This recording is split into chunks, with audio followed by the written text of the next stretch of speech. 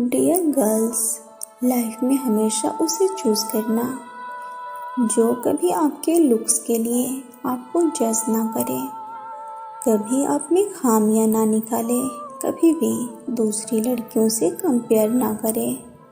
क्योंकि जो लोग मोहब्बत करते हैं ना, उन्हें इन सब चीज़ों से कोई फ़र्क नहीं पड़ता। आप मोटी हो, नाटी हो या फिर आपका कम्प्लेक्शन क्या है। जो सच्ची मोहब्बत करेगा, आप उसके लिए दुनिया की सबसे ब्यूटीफुल लड़की होगी। वो आपको ज़रूर बेटर बनाने में हेल्प करेगा।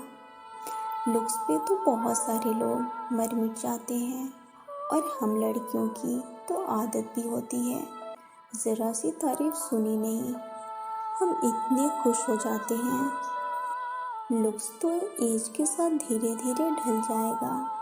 डियर गर्ल्स, आप उसे ही चूज़ करना जो आपके दिल की, आपके नेचर की, आपकी आदतों की तारीफ़ करे, ना कि आपके चेहरे और आँखों की तारीफ़ करे।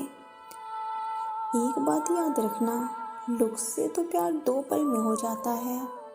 लुक्स से तो प्यार 2 पल में हो जाता है, बट इंसान को समझने के लिए वक्त लगता है।